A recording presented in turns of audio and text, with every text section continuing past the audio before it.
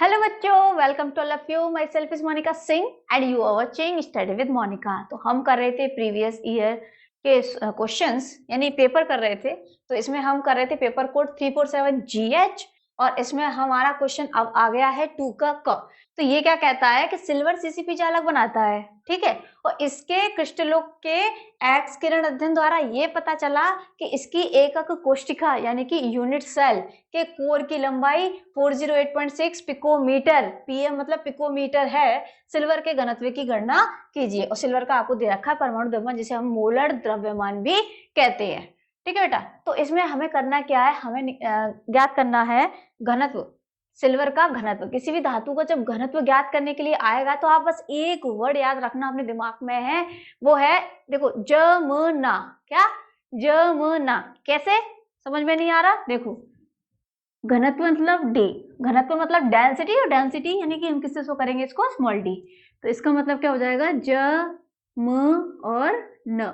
अब हमें बस करना क्या है कि हमें इनके मतलब पता होने चाहिए, हमें इनकी मतलब पता है, हम वैल्यू पुट करेंगे और आंसर हमारा निकल आएगा। तो ये आप क्या याद रखोगे, ज म ना। ना जोर से बोलिएगा क्योंकि देखो क्या है, एन है, ठीक है, अवोगाद्रो संख्या। और एक यू क्या है बेटा, इसके साथ एक यू है। अभी कौन सी चीज क्या है मैं अभी बताती हूँ, 2 मिनट बस बाद। तो आप बस यह याद रखना है आपको, जैसे ही आपसे ये पूछा जाए घनत्व की गणना कीजिए, किसी भी धातु के घनत्व की गणना कीजिए, तो आपको क्या याद रखना है, ज म ना, ठीक है बेटा।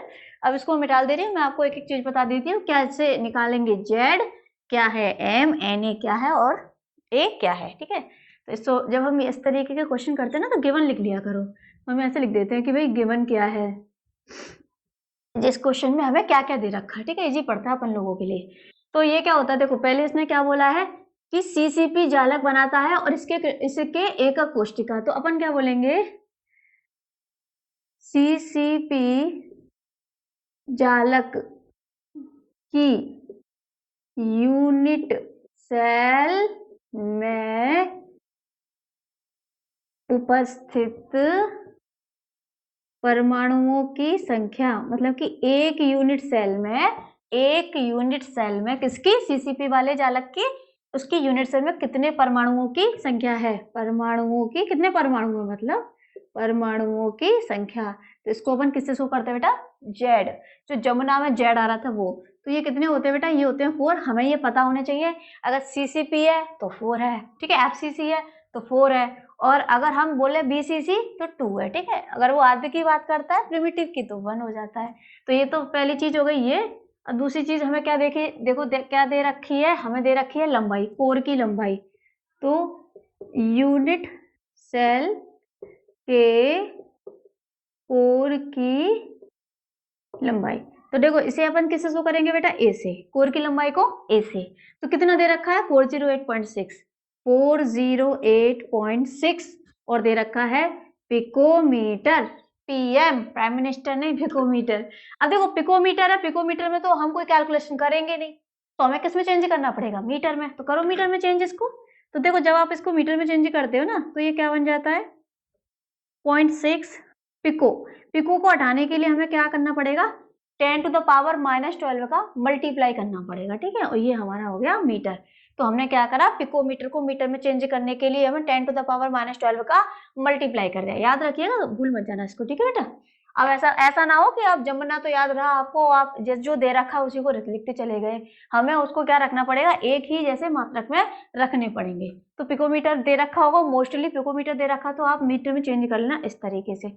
अब देखो दूसरा क्या दे रखा है बेटा, हमें दे रखा है सिल्वर का परमाणु द्रव्यमान। तो इसी को अपन मोलर द्रव्यमान भी कहते हैं।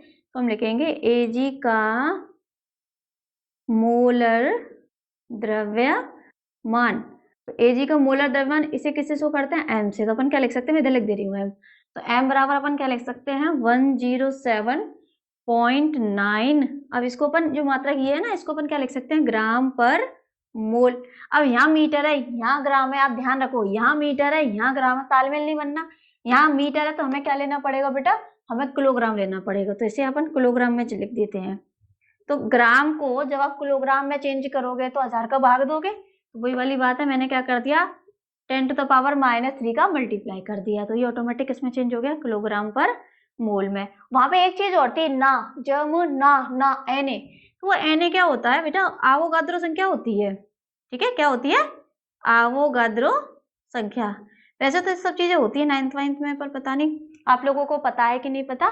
तो आवोगाद्रो संख्या जो है Na, उसकी वैल्यू फिक्स होती है, तो अपन क्या लिखेंगे उसको 6.02 इंटू 10⁻23, और यहाँ पे अपना क्या आ जाएगा, क्या आ जाएगा, मोल इनवर्स। मतलब एक मोल में इतने परमाणुओं की संख्या होती है आवोगाद्रो। ठीक है, एक मोल में इतने परमाणुओं की संख्या, अगर मोल अणु बोले तो अणुओं की संख्या हो जाती है। ठीक है बेटा, अब देखो एक बार, अब देख लो हमने क्या क्या ढूंढ लिया। हमने जेड ढूंढ लिया, सीसीपी है इसलिए 4 है, बात समझना, ऐसे ही मतलब 4 लिख गया ना कुछ भी। सीसीपी है इसलिए 4 है, बीसीसी है तो 2 होता, प्रिमिटिव बोलता तो 1 होता। ठीक है बेटा, एफसीसी बोलता तो 4 होता। ये इसमें एक यूनिट सेल में उपस्थित परमाणुओं की संख्या है। फिर हमने कोर की लंबाई, ये गिवन होगा आपको, पिकोमीटर में दे रखा होगा, तो आपको पिकोमीटर से मीटर में चेंज करना पड़ेगा। ठीक है बेटा, और ये है हमारा एजी का मोलर द्रव्यमान गिवन होगा, इसको आप ग्राम में इसे यू करके दे रखा होगा ना, तो आप इसको किलोग्राम में चेंज कर लेना, और आवोगाद्रो संख्या फिक्स रहती है, ये आप लर्न कर लेना। अब देखो, अब अपन क्या करने वाले हैं इसको सॉल्व। तो देखो क्या लिखेंगे, सिल्वर का घनत्व, घनत्व डी, घनत्व मतलब डेंसिटी। ठीक है, तो इसका सूत्र हमने अभी लिखा था, क्या क्या था बेटा, डी बराबर जमना इसलिए क्योंकि ए बहुत बड़ा है, तो ए की पावर कितनी है 3। मैं इसलिए आपको बार बार बोल रही हूँ, ऐसा नहीं हो आप भूल जाओ मजा के जमना नहीं करके छोड़ दो आवोगाद्रो, एक और की लंबाई लो ही मत। ठीक है, तो आप ध्यान रखना जमना, ठीक है, इसको याद रखना। और इसकी कैलकुलेशन थोड़ी सी छोटी मोटी है, छोटी मोटी, अब देखना छोटी मोटी कैलकुलेशन है तो आपको करनी तो पड़ेगी, पर एक बात याद रखना, इसके पीछे मत पड़ जाना कि कैलकुलेशन आपसे नहीं हो रही हो, आप 10 मिनट 15 मिनट 20 मिनट लगे हो बर्बाद करने में। आप पहले सॉल्व कर लेना, अगर जल्दी से कैलकुलेशन कर पाते हो तो ठीक है, नहीं तो इन दी एंड उसको ऐसे छोड़ देना। ठीक है बेटा, ऐसा मत करने का उसे लगे अपने मिनटू पिंटू करने में। ठीक है बेटा, पेपर निकल जाए और चीजें रह जाए आपकी, बात की बात है, जब आपका टाइम है तो करते रहना। ठीक है, सिल्वर का घनत्व, अब देखो जेड बराबर 4, जेड बराबर 4, एम बराबर क्या है, एम बराबर हमने ये लिख रखा है 107.9 इंटू 10⁻³ इसके बाद Na 6.02 इंटू 10⁻23। ए क्या है, ए क्यू, तो ए क्या है बेटा हमारा, ये रहा 408.6 इंटू 10⁻12 का पावर 3। ठीक है, अब देखो इसमें क्या करेंगे, अपन पावर वाले को इकट्ठा कर लेते हैं। ठीक है, इनको इकट्ठा, इनको दूसरी जगह कर लेते हैं, तो 107.9 6.02 इंटू 10⁻23 और 408.6 पावर 3। ठीक है, इसका पावर 3 ले लिया। अब देखो अपन लेंगे तो ऊपर कितना है, 10 कितने है, -3। ओके, ये कितनी है बेटा, ये कितनी है, देखो ये इसको छोड़ो, ये -3 है ना, ये ऊपर जाएगा तो ये भी कितने का हो जाएगा, 23 ऊपर जाएगा तो माइनस का 23 कितने होगा बेटा, माइनस के 26, और ये कितना है 12 एकम 12 दूनी 24 दिया 36, तो माइनस के 36 नीचे है, ऊपर जाएंगे तो कितने हो जाएंगे, प्लस के 36। तो देखो 36 में से 26 चले जाएंगे, है ना, तो कितने आ जाएंगे, हमारा 10 आ जाएगा। तो ये तो मैंने ऐसे ही बता दिया, आपको आता होगा ये तो करना। तो ये कितना आ जाएगा बेटा, 10 आ जाएगा। तो अपन इसको कैसे लिख सकते हैं, 10⁻10 लिख देंगे, 10⁻10। ये इसमें सब सारे पावर सॉल्व करके इतना आ गया।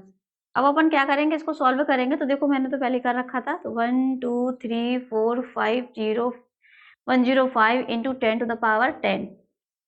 ठीक है, आंसर आने वाला है। अब इसको देखो मुझे पॉइंट इधर ले जाना है। ठीक है, तो मैं क्या करूंगी, 1 2 3 4 5 6 और 7, और जब हम इसको पॉइंट को इधर ले जा रहे हैं, इधर इस वाले पॉइंट को हम अपने सीधे हाथ पे ले जा रहे हैं, तो हम क्या लगा देते हैं, -7। जब हम पॉइंट को इधर लेके जा रहे होते हैं तो प्लस के लगा देते हैं पावर में, इधर लेके जा रहे हैं तो माइनस का लगा देते हैं, तो -7। हमारा ये है ये 10⁻10। तो देखना बेटा कितना आ गया, ये 10.5 इंटू 10⁻3, 10 में से 7 गए तो 3 हो गया, और ये हमारा क्या बन गया, क्योंकि हमने किस में ले रखा था, हमने किलोग्राम में ले रखा और हमने मीटर में ले रखा था, तो इसका मात्रा क्या बन जाएगा, किलोग्राम पर मीटर क्यूब। अब अगर आपको ये चीज समझ में नहीं आई हो ना, मात्रा कहाँ से आ गया डेंसिटी, तो डेंसिटी यानी कि घनत्व बराबर क्या होता है, द्रव्यमान बटे आयतन। तो द्रव्यमान आप किस में लोगे, किलोग्राम में। आयतन किस में लोगे, मीटर क्यूब आयतन होता है, तो किलोग्राम पर मीटर क्यूब। तो ये आपका आंसर हो गया।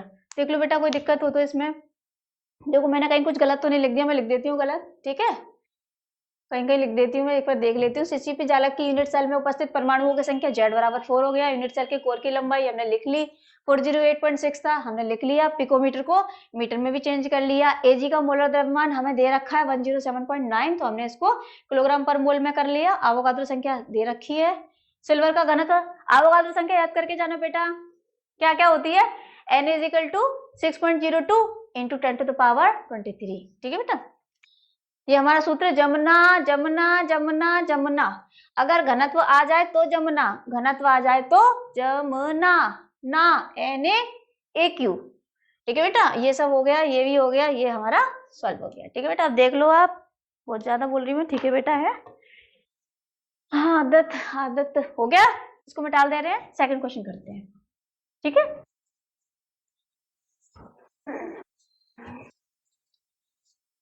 बताओ जल्दी से, अवोगाद्रो का नंबर कितना होता है, अवोगाद्रो संख्या कितनी होती है बेटा, 6.02 इंटू 10⁻23। और घनत्व पूछा जाए धातुओं का तो हमें कौन सा सूत्र लगाना होता है, जमना, ध्यान से याद रखना, जमना। चलो सेकंड क्वेश्चन लिखते हैं। 2 का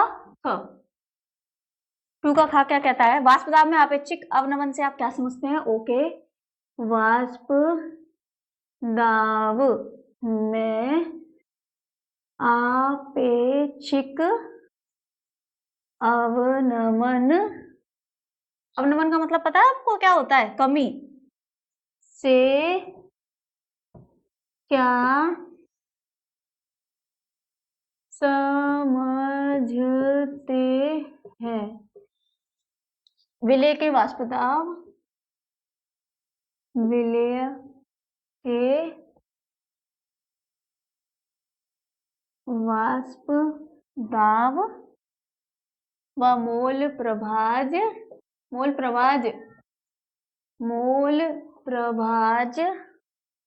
में अपेक्षिक अवनमन के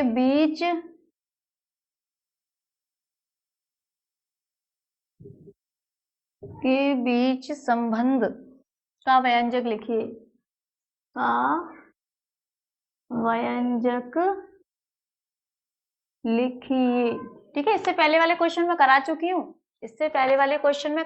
हूँ, 1 के मल्टीपल क्वेश्चन मैं इससे पहले वाले वीडियो में करा चुकी हूँ, लिंक भी इसमें मैं डाल दूंगी, आप देख लीजिएगा बेटा, ठीक है। अब देखो इसको करते हैं अपन। देखो इसने क्या पूछा है, वाष्प दाब में अपेक्षिक अवनमन। तो देखो मेरा एक कराने का तरीका होता है, डायरेक्ट मेथड में लिखाना शुरू कर दूंगी, पहले आप हल्का सा आपको समझाऊंगी, उसके बाद मैं लिखाऊंगी। अगर आता है तो स्किप कर देना, डायरेक्ट आंसर देख लेना, नहीं आता तो कहानी सुन लो, कहानी सुनना अच्छी बात है, ठीक है। मैं कोशिश करती हूँ छोटा छोटा बनाऊंगी, जिससे इधर लिख लेंगे फिर, ठीक है, समझ में आ जाता है अच्छे से। तो हमने क्या किया, एक वेसल लिया, ठीक है, एक हमने वेसल लिया, और वेसल में हमने क्या कर दिया, वेसल में हमने क्या करा, हमने विलायक ले लिया, ठीक है। क्या लिया बेटा, हमने विलायक ले लिया, ये विलायक के अणु, ठीक है, ये विलायक के अणु, अंदर विलायक है। और ये हमने जो विलायक लिया है ना, वो नॉर्मल नहीं है, ये कैसा है, वाष्पशील है।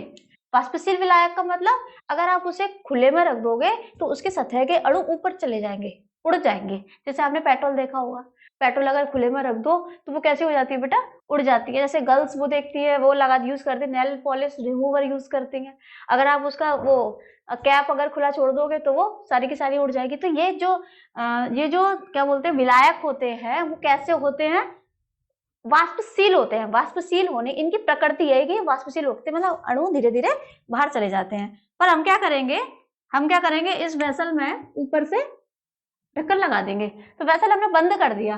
अब अणु वाष्प के रूप में उड़ेंगे तो जाएंगे कहाँ, वो यहीं के यहीं अंदर ही अंदर घूमते रहेंगे, यहाँ घूमते रहेंगे। अब ये कब तक उड़ते रहेंगे, ऐसा क्या पूरा खाली कर देंगे, नहीं बेटा ऐसा नहीं होता है। सोचो ना, ये क्या पूरा का पूरा वाष्प बन जाएगा, द्रव खत्म ही हो जाएगा।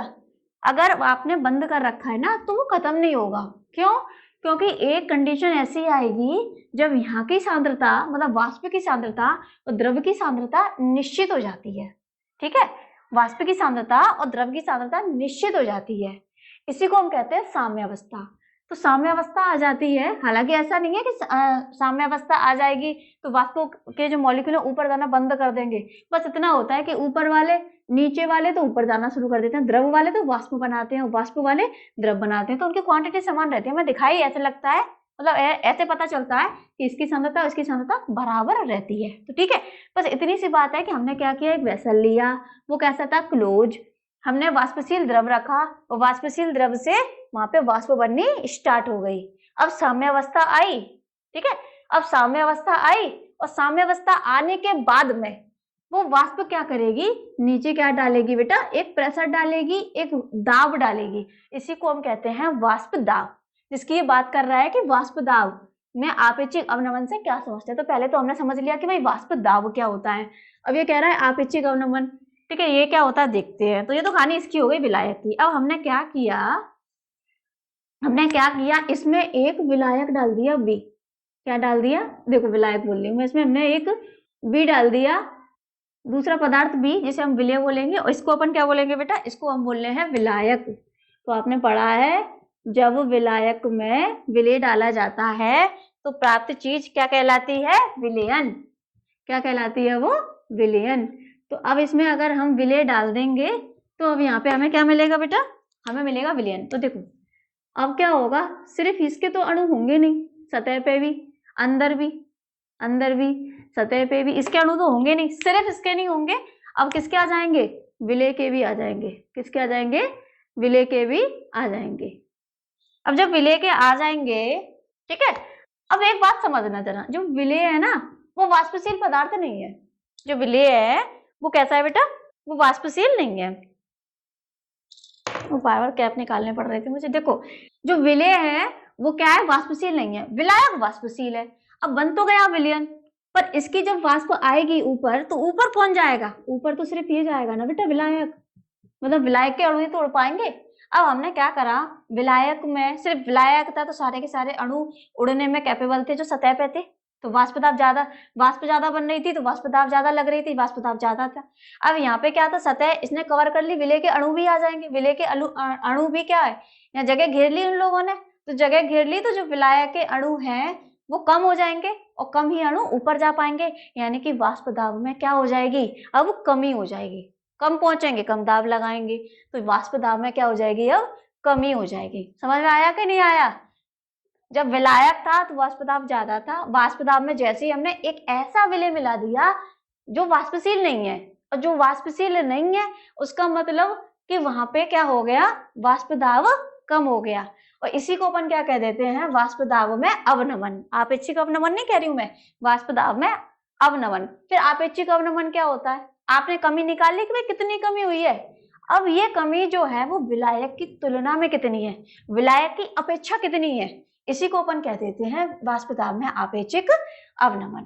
ठीक है, इतनी कहानी समझ में आ गई आपको।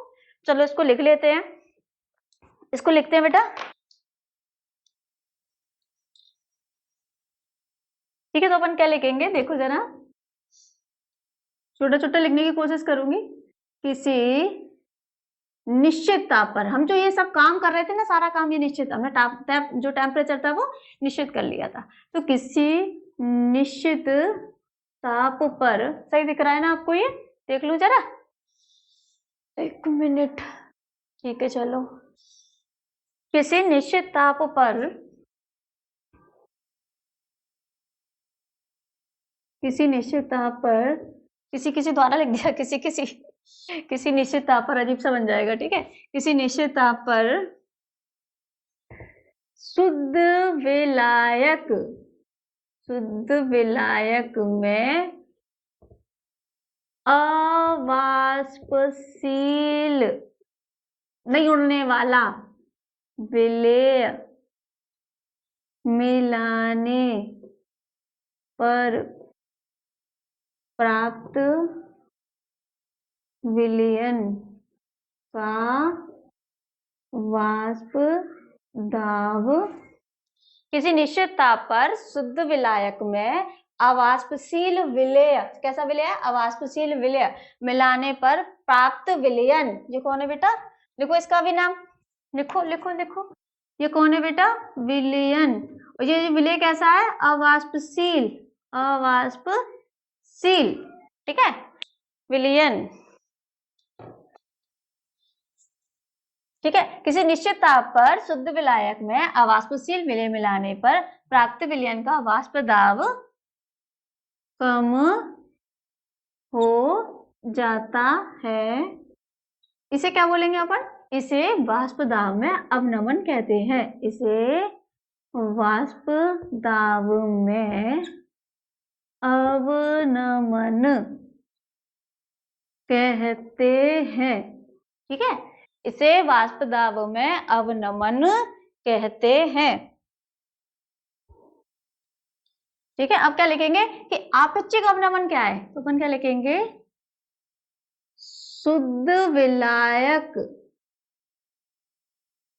के वाष्प दाब के सापेक्ष, शुद्ध विलायक के वाष्प दाब के सापेक्ष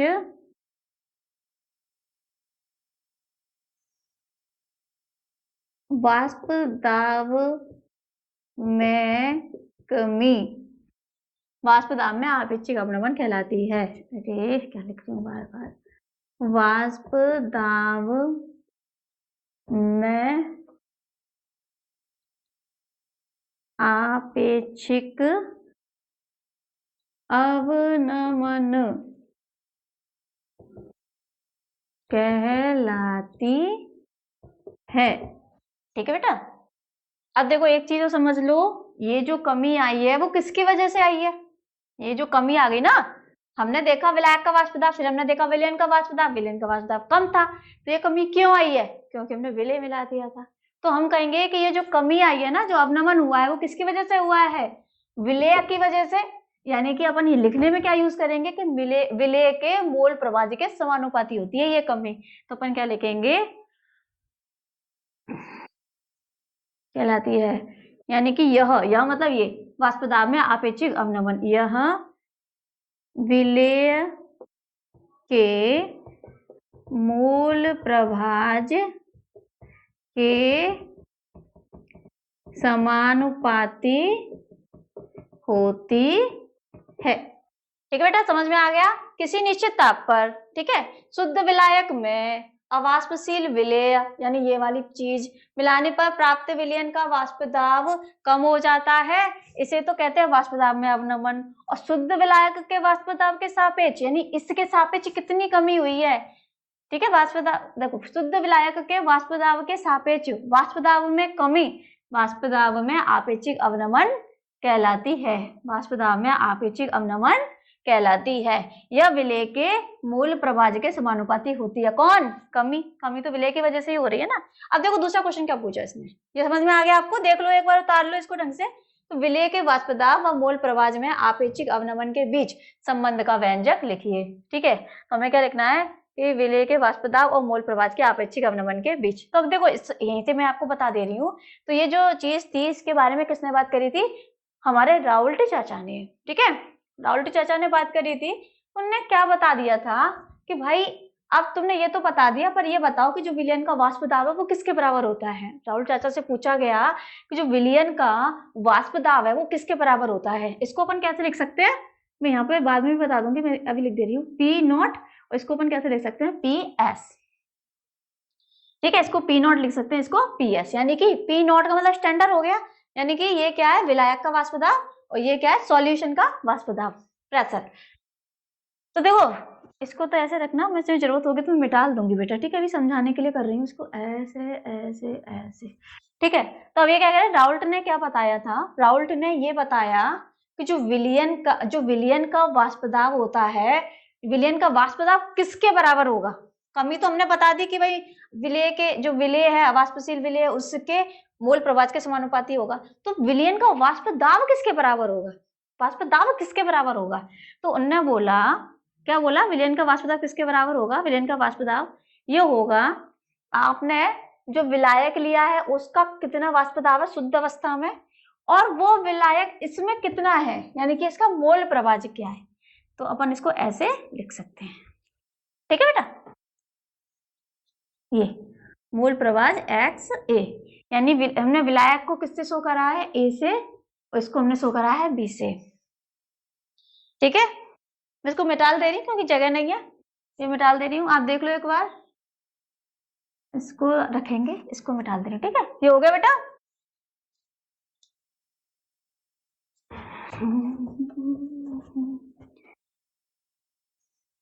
चलो अब इसको देखते हैं दूसरे वाले क्वेश्चन को, अब यहाँ से बताते हैं। तो हमने क्या बताया कि जो कमी थी वो तो विलय की वजह से हो गई, ठीक है भाई, कमी थी वो तो विलय की वजह से हुई, पर जो विलयन का जो भी वाष्प दाब है, कमी सही पर है तो सही, पर जो वाष्प दाब है वो किसकी वजह से है, वो विलायक की वजह से। तो विलायक की वजह से मतलब विलायक के मोल प्रभाज की वजह से। तो अपन क्या बोलेंगे कि क्या बोला था, राउल्ट के अनुसार। तो देखो एक तो चीज है कि मैं डायरेक्ट आपको लिखवा दूं, क्या चीज लिखवा दूं, P S is equal to P naught और एक्स ए, ये लिखवा सकती हूँ। और इसको चाहो तो आप थ्योरी में लिख सकते हो, देखो आप चाहो तो थ्योरी में लिख सकते हो। क्या लिखेंगे अपन, हम लिखेंगे कि विलयन का वाष्प दाब जो है, विलयन का जो वाष्प दाब है वो शुद्ध विलायक में, शुद्ध विलायक के वाष्प दाब और उसके मोल प्रभाज के गुणनफल के बराबर होता है, ठीक है। मतलब अपन क्या बोलेंगे कि विलयन का वाष्प दाब शुद्ध अवस्था में विलायक के वाष्प दाब और विलायक के मोल प्रभाज के गुणनफल के बराबर होता है, ठीक है। तो इसमें जो वाष्प दाब है वो विलायक की वजह से, जो कमी है वो किसकी वजह से बेटा, विलय की वजह से। अब इसको अपन पढ़ते हैं, ठीक है। अब इसको लिख ले रहे हैं कि कौन सी चीज क्या कहला रही है, ठीक है। तो देखो क्या, पहले तो पीएस ही लिख देते हैं। पीएस क्या है बेटा अपना, विलयन का वाष्प दाब, ज्यादा पास में लिख दिया, एक मिनट इधर से शिफ्ट कर लेते हैं इसको। देखो विलयन का वाष्प दाब, एक बात। दूसरी बात पी नॉट, पी नॉट हम क्या बोल देंगे, पी नॉट ए भी बोल सकते हैं, पी नॉट भी बोल सकते हैं, कोई दिक्कत नहीं है, ठीक है। तो हम यह बोलेंगे विलायक का शुद्ध अवस्था में, ये वाला शुद्ध अवस्था में वाष्प दाब। अब क्या बचा, ठीक है, एक्स ए, हमने क्या लिया बेटा, विलायक को ए लिया है और विलय को हमने बी लिया है। तो अपन क्या बोलेंगे, विलायक का मूल प्रभाज एक्स बी, जो काई भी बोलते थे हम लोग, तो जब पढ़ते थे अब इसको काई बोला करते थे, अब एक्स एक्स करते थे, एक्स पढ़ लो कोई दिक्कत नहीं है बेटा, ठीक है। तो कोई कंफ्यूज मत होना, कोई बोला तो काई पढ़ते हैं, हम भी काई पढ़ते थे पर हम अब एक्स बोल देते हैं इसको। तो ये क्या हो जाएगा, विलय का मोल प्रभाज, ठीक है। अब चलो इसमें करते हैं, अब कुछ और भी चीज होंगी वो मैं लिखवा दूंगी, ठीक है, किसका मतलब क्या है। तो राउल्ट के अनुसार हो गया कि सॉल्यूशन यानी विलयन का जो वाष्प दाब होता है वो शुद्ध अवस्था में विलायक के वाष्प दाब और विलायक के मोल प्रभाज के गुणनफल के बराबर होता है, ठीक है। अब इसमें अपन आगे बढ़ते जाएंगे। तो पी नोट, अब एक्स है तो एक्स से अपन कैसे लिख सकते हैं, 1 माइनस एक्स बी। और कई लोगों को समझ में नहीं आया होगा, तो देखो क्योंकि हम जानते हैं जब हम मोल प्रभाज पढ़ते हैं तो जैसे दो घटक है, एक विलायक एक विलय, तो विलायक का मोल प्रभाज और ये हो गया विलय का मोल प्रभाज। तो दोनों के मोल प्रभाज को जब जोड़ा जाता है तो 1 बनता है, ऑल टाइम 1 बनता है। अब जैसे तीन चीजें हमारे सिस्टम है, कोई सिस्टम में तीन चीज है, तो उन तीन चीजों का मोल प्रभाज ले लोगे, X A plus X B plus X C is equal to 1 कर दोगे। तो मोल प्रभाज हमेशा क्या होता है, प्लस क्या होता है, उनका मोल प्रभाज के घटकों का 1 होता है। तो हमने 1 कर दिया, ठीक है। अब हमें क्या निकालना, हमें एक्स ए निकालना है। तो एक्स से बराबर क्या हो जाएगा, 1 माइनस एक्स बी प्लस का था, उधर इसने छलांग मारी तो ये माइनस का बन जाता है, आपको पता ही है ये चीज, ठीक है। तो हमने यहाँ लिख लिया इसको 1 माइनस एक्स बी, ओपन करो भाई, ओपन करते जाओ। अब तो कोई बात ही नहीं है, आराम से करते हो। 1 का मल्टीप्लाई 1 0 हो जाएगा, 1 0, पी नोट 1 का मल्टीप्लाई पी नोट हो जाएगा और इसका multiply P naught X B हो जाएगा, ठीक है। और इसमें अपन क्या करेंगे, अब हम क्या करेंगे, इसमें अपन इसको शिफ्ट कर दे रहे हैं। शिफ्ट कैसे, देखो जो हमारा पी नॉट है, देखो एक मिनट, ये देखो पी एस है, इसको इधर ले जाएंगे तो ये पी एस इधर जाएगा तो ये माइनस का हो जाएगा, तो ये पी एस माइनस का हो गया। और इसको इधर लेके आएंगे तो ये किसका हो जाएगा, प्लस का हो जाएगा। तो ये देखो इसने इधर छलांग मारी, बस मैंने इधर लिख दिया, इसका इधर ऐसा लिख दिया, और कुछ नहीं है। अब देखो ये हो गया, तो ये वाली चीज हमारी क्या है, वास्तुदाब में अवनमन आ गए ना, वास्तुदाब में अवनमन। अब इसको एक बार और करो, और देखो ये जो पी नॉट है उसको नीचे कर दो, पी नॉट। तो ये क्या आ जाता है, ये हमारा क्या बन गया बेटा, ये हमारा क्या बन गया, वाष्प दाब में आपेक्षिक अवनमन। लिख दूं इसको, वाष्प दाब में आपेक्षिक अवनमन। अब देखो x भी मूल प्रवाह है, तो इसको अपन ऐसे भी तो लिख सकते हैं, पी नॉट। एक्स भी को अपन कैसे लिख सकते हैं, अगर मूल प्रवाह आपने हल्का सा पढ़ा है कि भाई मूल प्रवाह कैसे निकालते हैं। पहले अपन लेंगे विलीय के, विलीय जो एक्स भी क्या है, विलीय है ना, विलीय लिख दिया मैंने। तो विलीय के मोल, विलीय के मोल, और नीचे हम टोटल मोल, इसको ऐसे भी शो कर सकते हैं। दोनों ही तरीके से इसको हम शो कर सकते हैं, जिसको जैसे चाहे वैसे लेते, ठीक है बेटा। एक बार देख लो क्या हुआ था, वाष्प दाब में आपेक्षिक अवनमन क्या होता है, ठीक है। विलायक लिया, शुद्ध विलायक जो वाष्पशील है, एक विलय में दिया जो अवाष्पशील है, उसने उसको उड़ने नहीं दिया, कम कर दिया उसका उड़ना, कम कर दिया तो वाष्प दाब में कमी हो गई, उसी को हम कह देते हैं अवनमन। और कितनी कमी हुई तो विलायक की तुलना कर देते हैं, कितनी कमी हुई उस नीचे विलायक की तुलना करने के लिए नीचे P0 लिख दिया, तो हमारा ये आ जाता है, इसको हम कहते हैं वाष्प दाब में आपेक्षिक अवनमन। और ये किसके बराबर होता है बेटा, ये विलय के मूल प्रवाह के समानुपाती होता है, ठीक है। अब इसको नोट कर लो। चलो थर्ड क्वेश्चन पढ़ते हैं, डाल दें इसको, चलो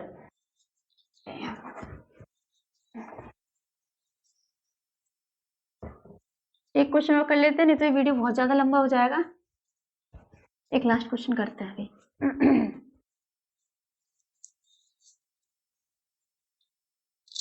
क्वेश्चन क्या है, मानक हाइड्रोजन इलेक्ट्रोड विभव को समझाइए। 2 का ग, मानक हाइड्रोजन ऐसे लिखने वाली थी मैं, सुंदर राइटिंग हल्की सी सुंदर, जल्दी करती हूँ, 1 मिनट रुक जाओ। मानक हाइड्रोजन इलेक्ट्रोड विभव को समझाइए। देखो इसमें हम क्या समझाने वाले हैं, अब पेपर है तो समझाना तो पड़ेगा बेटा, एग्जाम में आया है तो हमें ये समझाना तो पड़ेगा। तो देखो क्या करते हैं अपन इसमें, मानक हाइड्रोजन इलेक्ट्रोड और विभव। मानक हाइड्रोजन इलेक्ट्रोड तो पूछा नहीं, इसने विभव पूछ लिया है। देखो यहाँ पहले हम क्या बनाते हैं, मानक हाइड्रोजन इलेक्ट्रोड बना लेते हैं, मानक हाइड्रोजन इलेक्ट्रोड बना लेते हैं, क्योंकि मन कर रहा था हमारा, ठीक है। ये हमने एक वेसल बना लिया, और वेसल पे हम क्या बनाएंगे, एक कांच का, क्या बनाते हैं, कुछ इस तरीके से बनाते हैं, एक ग्लास जैकेट बना देते हैं कांच का। इसमें यहाँ ओपनिंग होती है, जिसमें से कौन आ रही होती है बेटा, H2 आती है 1 ATM पे। 1 कहाँ लिख दिया मैंने, यहाँ लिख देते हैं 1 ATM पे, यहाँ पे एंट्री कर रही है H2। इसमें और क्या होता है, इसमें अंदर भरा हुआ है कौन, 1 मोलर HCl, 1 मोलर HCl का विलयन, यानी कि इसमें 1 मोलर H+ आयन भी है। थोड़ा टेढ़ा बड़ा हो गया है, देखो एक छोटा एक बड़ा हो गया है, इसको सही कर लेते हैं, ठीक है, ठीक ठाक लग रहा है। इसमें एक क्या होता है बेटा, एक पीटी का इलेक्ट्रोड होता है, पीटी का इलेक्ट्रोड, और यहाँ ये जो होता है यहाँ पे, ये तो देखो इसको पीटी का इलेक्ट्रोड हो जाता है, पीटी का इलेक्ट्रोड हो जाता है, और ये चीज क्या होती है, ब्लैक फॉइल, पीटी की ब्लैक फॉइल, ठीक है। बस ये सारी चीजें होती है, तो ये हमारा बन जाता है मानक हाइड्रोजन इलेक्ट्रोड, ये इलेक्ट्रोड होता है। तो देखो हमने क्या किया, इसमें हमने सारी ही कंडीशन जो रखी हैं, 1 मिनट रुक जाओ, हमने इसमें जो सारी कंडीशन रखी वो मानक रखी। मानक का मतलब होता है स्टैंडर्ड कंडीशन, यानी कि हमने H2 अंदर भेज रहे हैं तो वो 1 atm प्रेशर पे भेज रहे हैं। अंदर हमने क्या ले रखा है, HCl ले रखा है, तो 1 मोलर ले रखा है। 1 मोलर HCl का मतलब है कि अंदर जो H प्लस आयन है वो भी 1 मोलर है। तो हमने, और जो टेम्परेचर है ना, यहाँ पे हमने टेम्परेचर कितना सेट कर लिया है, 25 डिग्री सेंटीग्रेड। तो हमने सारी कंडीशन यहाँ पे कैसी ले रखी है, स्टैंडर्ड ले रखी है। अब देखो ये तो बन गया हमारा हाइड्रोजन, मानक हाइड्रोजन इलेक्ट्रोड। हाइड्रोजन इलेक्ट्रोड नहीं बोलेंगे क्योंकि स्टैंडर्ड कंडीशन ले रखी है, इसलिए क्या बोलेंगे, मानक हाइड्रोजन इलेक्ट्रोड। अब हुआ क्या, इसमें देखो ये जो हमारा धुरंधर है हाइड्रोजन इलेक्ट्रोड, बड़ा खतरनाक, मतलब बड़ा बढ़िया चीज है। खतरनाक नहीं है, बहुत बढ़िया चीज है। इसको जैसे किसी धातु के साथ में लगा के हम विद्युत रासायनिक सेल बना लेते हैं ना, इसको जोड़ दो किसी से, ठीक है, दूसरे सेल से अगर इसको जोड़ दिया जाएगा तो ये क्या करता है, ये एनोड की तरह भी काम कर लेता है और कैथोड की तरह काम कर लेता है। तो एनोड की तरह काम करने का मतलब क्या था, याद करो क्या था एनोड की तरह काम करने का मतलब। एनोड की तरफ काम करने का मतलब ये इलेक्ट्रॉन निकाल सकता, मतलब एनोड की तरह काम कर रहा है तो ये अपने इलेक्ट्रॉन निकाल सकता है, ठीक है। और कैथोड की तरह अगर काम कर रहा है तो ये अपने इलेक्ट्रॉन ले सकता है दूसरे के, ठीक है। तो बस इतनी मेन चीज इसमें क्या है कि जो इसकी जो ये है ना मानक हाइड्रोजन इलेक्ट्रोड विभव, इसको हमने इसका 0 मान लिया। क्या मान लिया, इसको 0। तो इसको 0 मान लेंगे। अब इसके साथ में मान लो जैसे हमने क्या किया, छोटा सा बनाकर बताती हूँ। जैसे मान लो हमने यहाँ पे हाइड्रोजन इलेक्ट्रोड लगा दिया, ठीक है, पीटी लगी हुई है इसमें सारा, और ये हमने यहाँ पे एक धातु ले ली है दूसरी, ठीक है। मान लो मैंने कौन सी ले ली है, कॉपर ले ली है, ठीक है। कॉपर, यहाँ नीचे कॉपर सल्फेट है CuSO4, और यहाँ हमने कॉपर का इलेक्ट्रोड ले लिया है, ये कॉपर का इलेक्ट्रोड है कॉपर। तो कॉपर सल्फेट में डूबी हुई है, इधर हमने हाइड्रोजन इलेक्ट्रोड ले लिया है, ये पूरा हाइड्रोजन इलेक्ट्रोड के साथ में इसको कनेक्ट करके हमने एक विद्युत रासायनिक सेल बना लिया। अब हमने क्या बोला कि जो हाइड्रोजन है हमारा हाइड्रोजन इलेक्ट्रोड विभव, इसका मान तो हमने शून्य मान लिया है, शून्य मान लिया गया है।